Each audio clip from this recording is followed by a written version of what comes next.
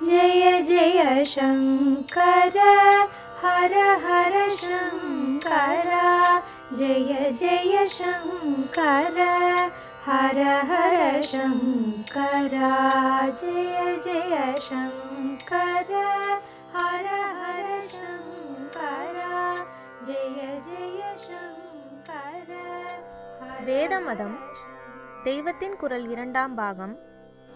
ஜாதி முறை ஒழியனும் மறைந்து வளரனும் வளரட்டும். ஆகையால் ஒழியனும் என்ற கோஷம் உள்ள மட்டும் ஒன்றும் வாஸ்தவத்தில் சரியாகாது. தமிழ் பண்பாட்டையும் திருவள்ளுவர் முதலானவர்கள் அன்பையும் அருளையுமே போற்றிச் சொன்னதையும் ஒரு பக்கம் ஓயாமல் சொல்லிக்கொண்டே இப்படி ஒழிக கோஷம் போடுவது, தெருவெல்லாம் எழுதி வைப்பதும் நம் தமிழ் தேசத்துக்கு கொஞ்சம் கூட ஏற்றதல்லவே என்று என் மனசுக்கு ரொம்பவும் கிளேசமாக இருக்கிறது. ஒழியனும் என்பதை விட்டு வளரனும் வளரனும் என்று ஆரம்பித்தோமானால் அத்தனை பேதமும் துவேஷமும் சண்டையும் போய்விடும். ஜாதி ஒழியனும் என்பதற்கு பதில் இனிமேல் பழைய முறைப்படி பக்தி வளரனும் கோவில் வளரனும் என்று ஆரம்பித்து அதற்கானதை சகல ஜனங்களும் சேர்ந்து பண்ணினால் ஆதி காலத்திலிருந்து இந்த தேசத்தை ஒரு குடும்பமாக பின்னி வைத்து வந்திருக்கிற ஈஸ்வர பக்தி இப்போதும் நம்மை ஒன்றாக்கி காப்பாற்றும். பக்தி வந்துவிட்டால் ஜாதி துவேஷம் போய்விடும். இத்தனை காலமாக இப்படித்தான் இருந்தது. ஜாதி இருந்தது, ஆனால் அதனால் துவேஷம் இல்லாமலே இருந்தது. ஜாதியில் தப்பில்லை, அதனால் துவேஷம் இருப்பதுதான் தப்பு என்பதை புரிந்து கொள்ளாமல் எலி இருக்கிறது என்பதற்காக வீட்டையே கொளுத்தின மாதிரி இப்போது ஜாதியையே எடுத்துவிட வேண்டும் என்று ஆரம்பித்ததில் பழைய நல்ல தொழில் பிரிவினையும் திருப்தியும் சாந்தமும் அடக்கமும் சமூக சௌஜன்யமும் பாழானது தவிர துவேஷம் நன்றாக கப்பும் கிளையுமாக வளர்ந்து கொண்டுதான் இருக்கிறது. இப்போதாவது விழித்து கொண்டு அழியனும் என்கிற எண்ணத்தை விட்டுவிட்டு பக்தி வளரணும், சகலரும் ஒன்று சேர்ந்து பண்ணுகிற சமூக தொண்டுகள் வளரணும் என்று முயற்சி செய்ய ஆரம்பித்தால் ஜாதி துவேஷம் என்பதை இக்னோர், அதாவது அலட்சியம் பண்ணினதாகிவிடும். அதை ரொம்பவும் லட்சியம் பண்ணி எதிர்ப்பு சண்டை போட்டால்தான் அதுவும் பதிலுக்கு பதில் ஜாஸ்தி வீரியம் அடைகிறது. இப்படி செய்யாமல் மற்ற நல்ல விஷயங்களிலேயே கவனத்தை செலுத்தி அதை இக்னோர் செய்தோமானால் தானே இருந்த இடம் தெரியாமல் போய்விடும்.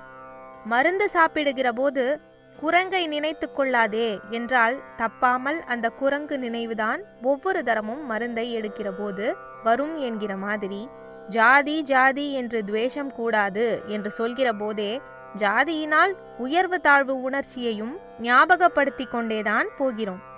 அதனால் சகல ஜாதியாரும் சேர்ந்து கோயில் திருப்பணி அல்லது தூர்ந்த ஏரியில் மண் வாருவது என்கிற மாதிரியான பெரிய காரியங்களை எடுத்துக்கொண்டு ஓயாமல் பொது தொண்டுகளில் ஈடுபட்டிருந்தால் தன்னால் அன்பும் சமூக சௌஜன்யமும் ஏற்பட்டுவிடும்.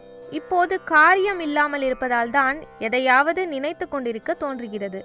இதிலிருந்துதான் விதண்டாவாதம், வம்பு தும்பு, ஒழிக சண்டை எல்லாம் உண்டாகின்றன. ஒரு சண்டை பூசல் என்று கிளப்பிவிட்டால்தான் சுவாரஸ்யமாய் இருக்கிறது. கிளர்ச்சி ஆர்ப்பாட்டம் புரட்சி என்று கிளப்பிவிட்டால்தான் தங்களை சுற்றி ஜே போட 10 பேர் சேர்கிறார்கள் என்பதால் இம்மாதிரி செய்கிறார்கள். இதற்கெல்லாம் பொழுதே இல்லாதபடி காரியங்களில் ஈடுபட்டிருந்தால் எல்லாம் சரியாகி சாந்தமாகிவிடும்.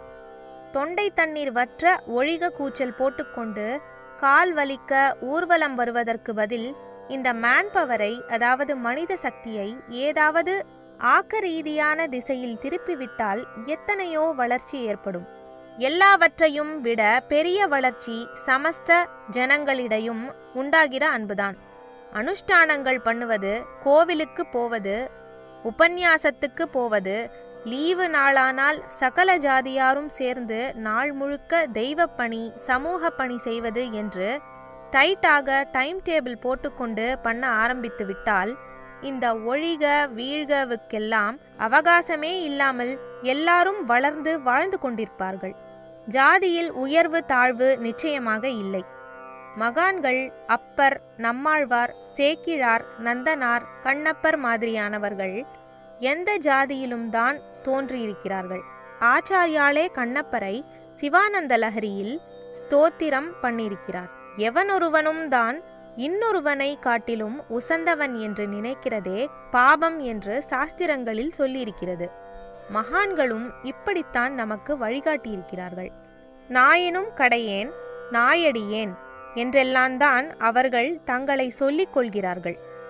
இந்த மனப்பான்மை சுதந்திர யுகத்தில் போய்விட்டதுதான் கோளாறு. பழைய அடக்க மனோபாவம் நமக்கு வரவேண்டும். வந்துவிட்டால் காரியத்தில் ஜாதி இருக்குமே தவிர மனசில் எள்ளளவும் பேதம் இராது. வாழ்க்கை முறையிலும் பொருளாதார ரீதியிலும் பேதம் இல்லாமல் எல்லாரும் எளிமையாக இருந்துவிட்டால் கொஞ்சம் கூட பொறாமை வயிற்றெரிச்சல் இருப்பதற்கு இடமில்லாமல் போகும். அந்த மாதிரி நிலையை உடனே ஏற்படுத்துவதற்கான தைரியமும் தியாக புத்தியும் நமக்கு இருந்தாலும் இல்லாவிட்டாலும் அப்படிப்பட்ட ஒரு ஐடியலையாவது, அதாவது லட்சிய நிலையையாவது நாம் புரிந்து கொண்டால் கொஞ்சம் கொஞ்சமாக வழி திறக்க இடமுண்டாகும். இதற்கு பராசக்தி அனுகிரகம் செய்ய வேண்டும். ஜெய ஜெய சங்கர, ஹரஹர சங்கர, மகா பெரியவா சரணம்.